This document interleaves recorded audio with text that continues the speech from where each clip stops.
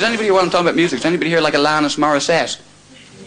Oh, a bit definite about there, sir. Yes, indeed. I'm trying to get laid. Yes, yes. Don't slag Alanis. She speaks for the voice of disaffected woman.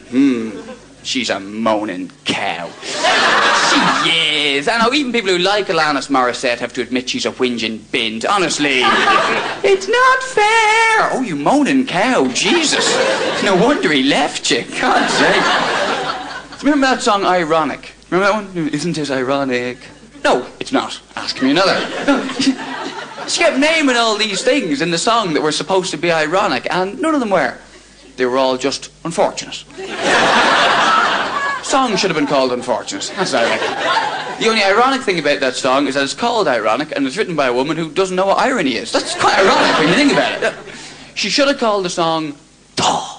That would have been a good name. I don't know how you'd spell it, but it would have been a good name. Here's Alanis Morissette with her new single, Taw. Taken from the album, That would work. Because you look at some of the lyrics, like a traffic jam when you're already late.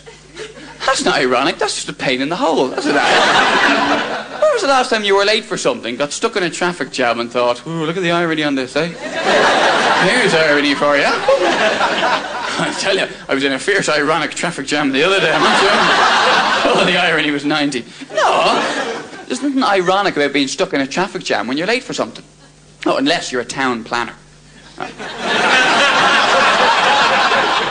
If you were a town planner and you were late for a seminar of town planners at which you were giving a talk on how you solve the problem of traffic congestion in your area, couldn't get to it because you got stuck in a traffic jam, that'd be well ironic, wouldn't it? Lads, I'm sorry I missed it. You'll never guess. Maybe that's what you meant. It's like rain on your wedding day. Only if you're getting married to a weatherman and he set the date.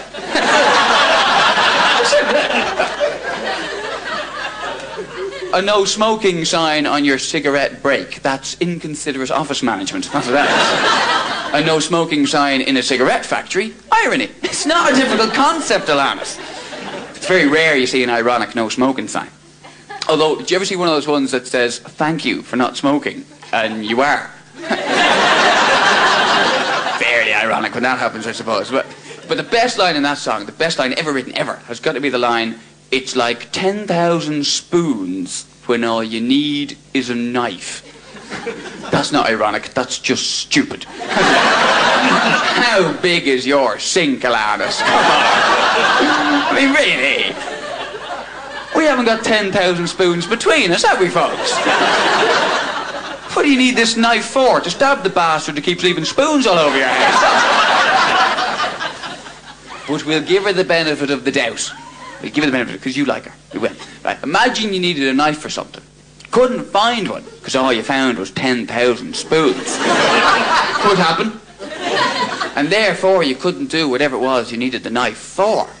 And then the next day, it turned out that a spoon would have done. You're only taking the lid off a tin of paint. You could have used a spoon for that, you dick. I had 10,000 of the bastards. It's ironic, eh? Don't you think? A little too ironic, really do think. Yeah. I'm glad you are laughing at that, because I did a gig a while back in High Wycombe, which is a lovely place if there's anybody watching, but it's not if there's nobody, right?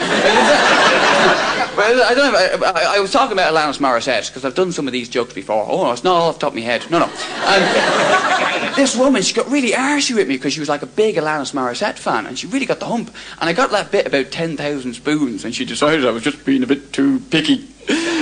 So she decides to have a go. So she goes, well, it's a metaphor. No. Which is great, because I was able to say to her, no. Because she says, it's like 10,000 spoons, which means it's a simile.